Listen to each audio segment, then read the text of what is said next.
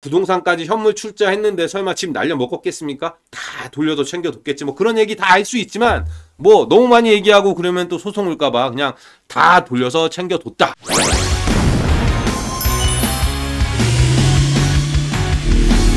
네, 오늘의 주제는 이승기 허당끼입니다. 무죄는 법대로 하지 않은 사람이 범인이라는 주제로 최근에 이승기가 처가와 연을 끊겠다고 하면서 이슈가 된 이승기 장인과 현미리가 연루된 주가 조작 사건이 어떤 거였는지 간략히 설명을 해보도록 하겠습니다. 원래 자식은 부모 품 떠나게 돼 있다 그러잖아요. 그러니까 자연스러운 현상일 수 있고요. 이게 이슈가 되는 거는 2023년도에 이승기 씨가 가족들을 보듬으면서 결혼하면서 했던 표현들에 문제가 있습니다. 당시 나왔던 얘기가 시세 조종 횡령으로 피해본 사람 소문이 있는데 명백한 오보다. 기자님들과 유튜브는 어떤 것도 증명하지 못했다라고 강조했던 부분이 있었기 때문에 제가 이거를 이제라도 증명해 보이려고 하고 있고요. 법적으로 유무죄가 왔다 갔다 하고 있는데 제가 뭐 시세조종 횡령 이런 거는 입증 못하겠지만은 피해자를 양산했다라는 이 부분은 증명해 보이도록 하겠습니다. 시세조종이라는 게 법적으로 입증하기가 참 어렵습니다. 최근에 라인펀드 관련된 사건 조사라는 과정에서 장인의 추가 혐의가 나왔는데요. 보타바이오 사례 설명드리면 이해하시겠듯이 시세 조종 안 하더라도 돈 버는 방법이 참 많이 있습니다. 사실 보타바이오 이미 상장 폐지된 지도 오래됐고요. 사건 자체도 10년 전 일이긴 한데 악당 불변의 법칙이라는 걸 얘기 드리고 싶습니다. 이 당시에 이미 와이프가 이슈가 되니까 견미리 뉴스 나오던데 무슨 일이야 해서 뭐 등등등등등등 나쁜 사람이야 했더니 와이프가 한심하다는 듯이 얘기하더라고요. 오빠 그 사람 S600 타고 다닐 거야 이렇게. 사실 요즘 주식 바닥에서 이런 일이 많이 없어지긴 했는데 작전이라는 이런 거요. 사실 우리나라 사람들 작전주 참 좋아하거든요. 20년 전만 하더라도 야 뭐 작전주 없냐 이게 불법인 거 알면서도 다 동조하고 싶어 했거든요. 작전이 없어졌냐? 그렇진 않아요. 코인판으로 옮겨져가지고 대부분 코인들은 제가 보기에는 작전하던 사람들이 그대로 옮겨져가지고 작전하고 있는 것처럼 보여져요. 이승기의 장인과 견미리 그리고 이승기의 처형이 연루되었던 보타바이오 때 이야기만 해드리도록 하겠습니다. 그렇다면 보타바이오가 뭐하는 회사냐라고 보면은 이거 사명만 봐도 이상합니다. 사명이 가산전자라는 회사로 시작해가지고요. 엠플러스텍 가산전자로 다시 바뀌었다가 모티스, 붕주, 아이디엔 이런 회사로 이름을 바꾸다가 문제의 견미리 씨와 남편이 연루된 보타바이오로 사명을 변경했다가 결국은 마지막에 카테아 위너지스라는 이름으로 변경됐다가 지금은 상장 폐지가 됐습니다. 2014년 11월에 견미리가 아이디엔이라는 회사의 최대 주주로 올라서는 유상증자가 진행이 됐고요.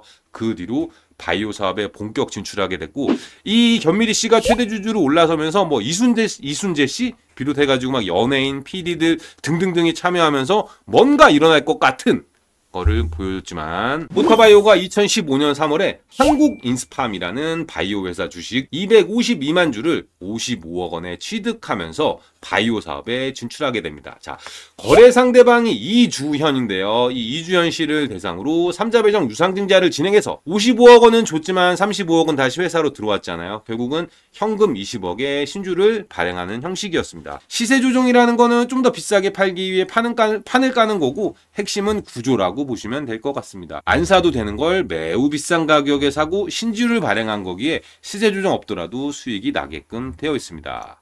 양념처럼 신사업 뉴스랑 또 어이없게 신사업 말고 주가 조작한다는 소문만 돌아도 이해가 안 가죠. 이제 와서는 피해자들이 난리가 났는데 인위적으로 시세 조정 안 하더라도 사람들이 몰려들면서 그냥 주가가 올라갑니다. 어떻게 보면 최근에 코인판이랑 비슷하잖아요. 코인으로 뭘 하는지 이런 거는 상관없고 그냥 어떤 코인이 올라간다더라. 이런 소문만 돌아도 올라가는 거죠. 그렇다면 이 당시 기사를 보면은 뭐 등등등 중요한 건 없습니다. 마지막 지난 2013년 매출액 100억 원에 영업이익 5억, 당기순이익 5억을 기록한 뭔가 좋은 회사 같은 느낌이 드는 회사를 인수했습니다. 자, 당기순이익 5억짜리 회사라면은 지금 73.5%를 55억에 사왔으니까 이 회사 가치를 75억 원으로 평가한 겁니다. 뭐 하는지는 몰라도 뭐 5억 버는 회사를 75억 정도에 사온 거 보면은 바가지 쓴 것까진 아닌데 이상한 대목은 15년 3월 달에 회사를 인수하는데 13년 실적을 이야기하고 있다는 겁니다. 인수하자마자 채무보증을 했거든요. 채무보증을 52억 원을 했는데 2015년 5월 14일인데요. 뭔가 조금 이상합니다. 부채는 165억 원에 당기 손실은 40억, 이거 2달 전에 5억 벌던 회사라고 했던 거랑 뭔가 달라진 것 같지 않아요? 그렇다면 살펴봐야 됩니다. 2014년까지는 이기행이랑 박봉현이라는 사람 회사를 가지고 있었는데 1월 23일에 이 이기행을 비롯한 지분 100%를 이주연 씨가 인수했고 그 뒤로 2달도 안 되는 시간에 70%를 보타바이오에 팔았다는 내용입니다. 이럴 수 있습니다. 근데 이게 왜 이상한 거냐면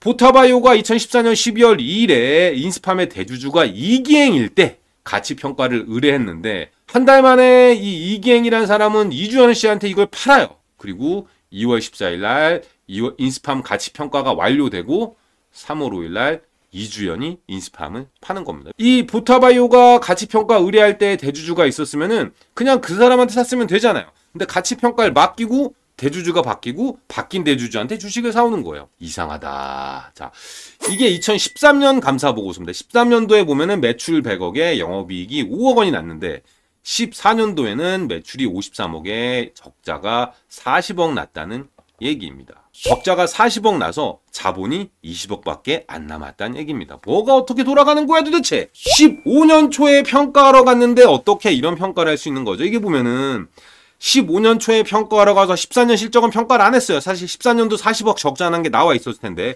그건 별개로 15년도에 매출이 194억 나고 영업이익이 10억 날 거라는 전망이었어요. 근데 실제로는 52억 매출에 영업적자가 22억 심지어 단기 손실은 120억이 난 겁니다. 이게 어떻게 되긴 어떻게 되겠어요. 계획대로 된 거지. 잠깐. 근데 지급보증을 섰잖아요. 적자 나고 부채 많은 회사에. 안 되면은 한 번 더 하면 됩니다. 60억 지급보증 더 하거든요. 6월 달에 30억 지급보증 한 번 더 해도 됩니다. 아니 근데 지급보증을 15억 빌려주고 52억 지급보증에 60억 지급보증에 30억 지급보증. 그런데 더 어이없는 거는 이 회사 주식을 더 산다는 공시가 나옵니다. 2015년 연말 12월 24일 날 이 한국인스팜 주식 198만 주를 49억, 대략 50억 정도에 산다는 겁니다.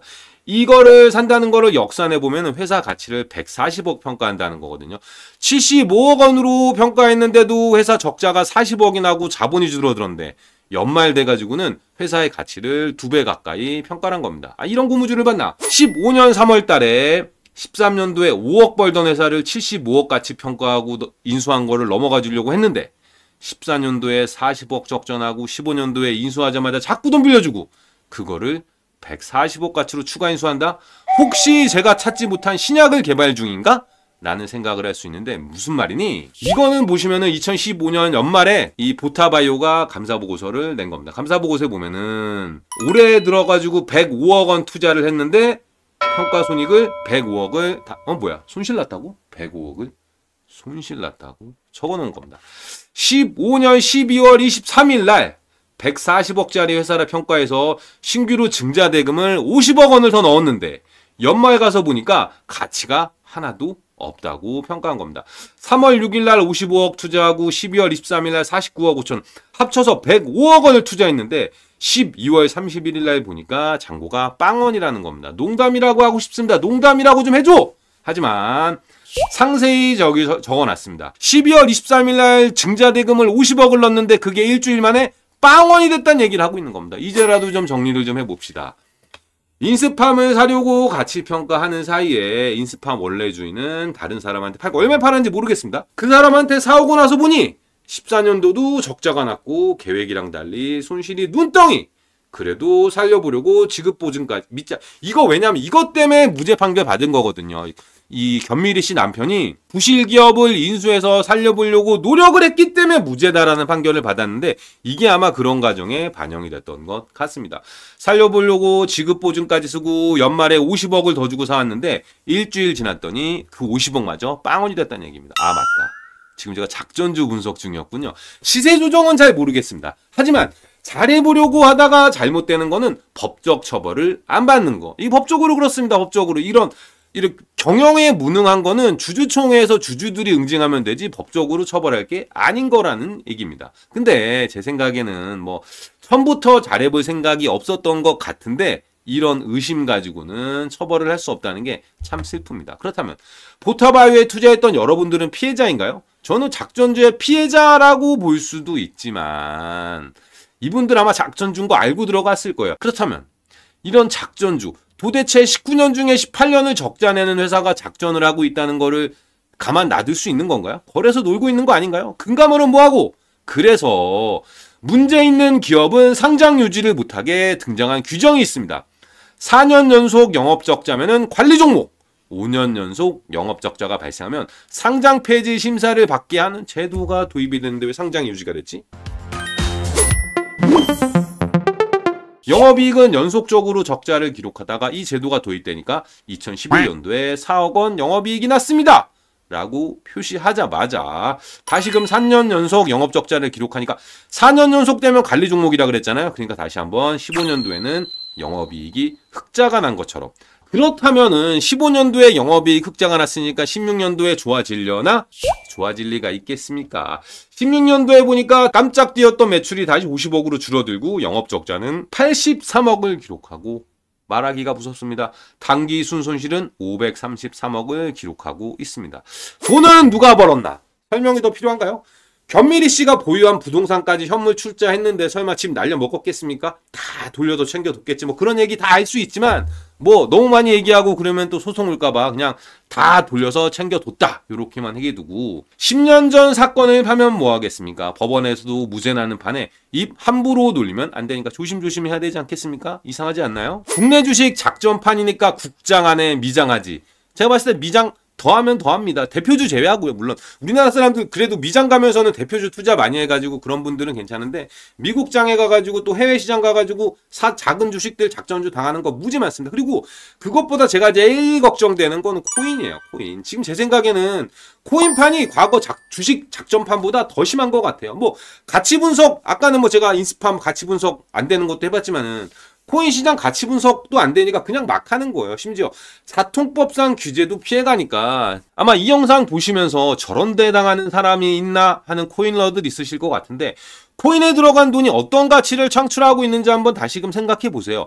한국 인스팜처럼 적자나고 돈 없어도 더 비싼 가격에 사주고 있는 거, 본인들이 투자한 코인에서 어떤 일이 벌어지는지 한번 생각해 보면 제가 봤을 때 그냥 허공에 돈 뿌리고 있는데 더 비싸게 사줄 누군가 기다리고 계신 건 아닌가 걱정됩니다. 어쨌든 오늘의 주인공 이승기 씨 용기는 인정합니다. 늦게라도 뭐 가족과 손절하고 인정하는 이런 이승기 씨는 인정하는데, 다만 당시에 진실을 이야기하던 사람들을 비난한 거에 대해서는 반성을 해야 될 것 같습니다. 단어 규모에 오류가 있을지라도 이게 당시 이승기 씨가 했던 그 보도자료 그대로 나온 겁니다. 저는 언제나 대중이 옳다고 믿지만 대중이 싫어하면 이유가 있긴 했는데, 그런데 가끔 억울할 때도 있습니다. 예를 들어 대중이 잘못 알고 있을 때 말입니다. 지금이 보타바이오권 얘기하는 거예요. 자기 장모님인 견미리 씨랑 장인어른 잘못 안 했는데 대중들이 잘못했다고 잘못 알고 있다라는 거예요. 뭐 주가 조작으로 횡령하고 피해자 양산한 거 이거 명백한 오보다. 일부 기자님과 어디서 정보를 수집했는지 모르겠지만 전혀 근거가 없는 내용입니다. 라고 얘기하면서 기자님들은 어떤 것도 증명하지 못했다라고 얘기하는데, 뭐 제가 지금 얘기한 거 뭐 틀린 부분이 있다면 한번 지적해 보시면 될 것 같고요. 어쨌든 이승기 씨 방송에서 허당끼 이런 매력으로 유명해졌는데 허당끼가 컨셉이 아니라 그냥 허당이었던 건 아닌가 생각됩니다. 구독과 좋아요는 영상 제작에 큰 힘이 됩니다.